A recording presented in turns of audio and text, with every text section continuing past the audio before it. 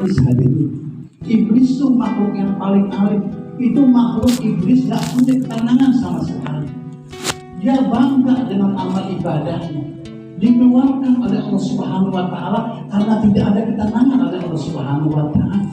Da'il kibra innal kibra lillahi wahdah wa qad lu'ina syaitan lama takabbar. Ditentang oleh Allah Subhanahu wa Ta'ala dari surga. Wa qad lu'ina syaitan, apa bermakna lu'ina? Dilaknat ini abadan abidin selama-lamanya. Tapi iblis sudah berjanji, la uyana ajmain, akan aku goda anak-anak malam ini sampai di tenggorokan.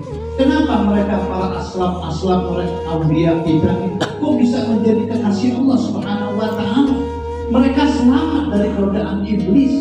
Yang mereka punya hanya satu, bukan dua, saya katakan satu.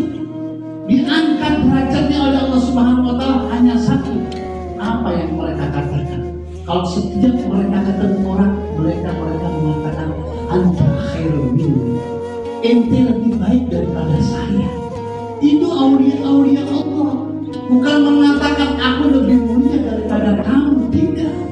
Diangkat derajatnya oleh Allah Subhanahu wa Ta'ala hanya satu, mereka anta khairun minni, engkau lebih mulia daripada aku. Diangkat derajatnya oleh Allah Subhanahu wa Ta'ala setinggi-tinggi. Lihat siapa yang gak kenal para aulia kita. Mereka sembahyangnya di Mekah, sembahyangnya ada di Jeddah, di Madinah. Kenapa? Karena kebersihan hati mereka, bukan karena ibadahnya mereka. Habib Hasan bin Shalih Allah ibadahnya luar biasa. Bulan bin Bulan, Habib Abu Bakar bin Abdullah al-Abbas, muridnya dari Habib Hasan bin Shalih al-Bahar, setiap hari satu, wiridnya 1000 Yasin dia hatam hari. Wiridnya sehari 1000 kali hatam al-Yasin. Kenapa? Karena kebersihan hati mereka. Dengan apa kebersihan itu? Dengan istighfar. Al-istighfar yunadzil dhunub min athari dhunub. Istighfar itu bisa menghilangkan kotoran-kotoran yang ada di dada. Bukan karena ibadah kita, oh saya ini bisa terbang, oh saya ini bisa suci, oh belum ini belum. Karena diperbanyak istighfar. Nabi istighfarnya 70 kali, wa fi riwayat 100 kali. Nabi gak punya dosa. Dosanya Nabi diampuni sama Allah Subhanahu wa Ta'ala.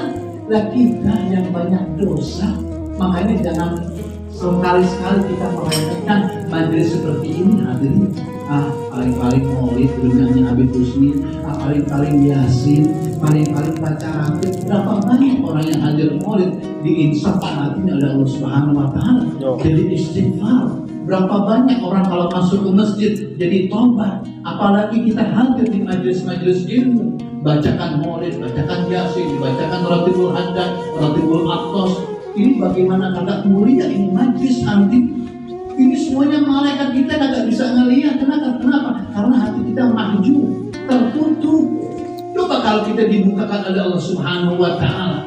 Lihat Habib Abu Bakar bin Abdullah al-Abbas waktu melewat Habib Hasan bin Shalih al-Bahar, ada kusur, ada bidadari, istana yang megah. Apa yang dikatakan Habib Hasan bin Shalih al-Bahar? Ma muradil hur wala kusur, lakin murad dia kasih sutur. Ya Rabb, tujuan aku beribadah bukan karena bidadari, surga, tidak. Tujuan aku beribadah kepada Engkau ya akan dibukakan hijab oleh Engkau Subhanahu wa Ta'ala. Itu tujuan mereka. Kalau tujuan kita kan yang kita mintakan surga. Tapi mereka tidak mau. Yang mereka minta adalah dibukakan satar oleh Allah Subhanahu wa Ta'ala, hijab oleh Allah Subhanahu wa Ta'ala. Biar para aulia Allah mengerjakan sedemikian. Kenapa? Karena gurunya orang-orang soleh.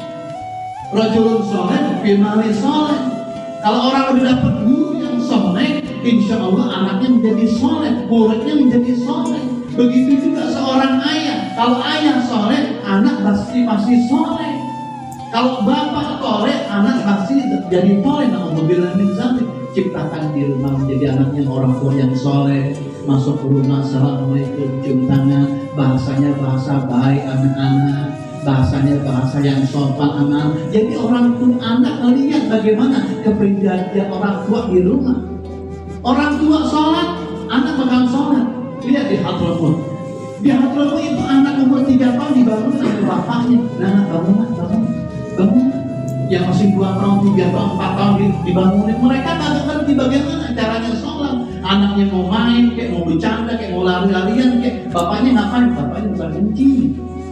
Bapaknya ibadah kepada Allah Subhanahu wa Ta'ala. Nanti itu anak kalau udah besar, dia bangun jam 3. Kenapa kamu bangun? Dulu bapak saya jam 3 malam, dia bangun.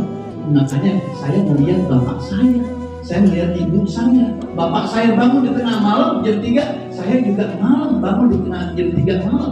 Kenapa? Syiar Allah ya benar. Syiarnya orang tua itu lari kepada anaknya. Kalau anaknya bapaknya soleh, insya Allah menjadi soleh. Makanya ciptakan rumah tangga kita menjadi keluarga yang sakinah wal waqar wal mutmainnah mawaddah warahmah. Mudah-mudahan barokah untuk kita, bermanfaat insya Allah di dunia wal akhirah. Assalamualaikum warahmatullahi wabarakatuh.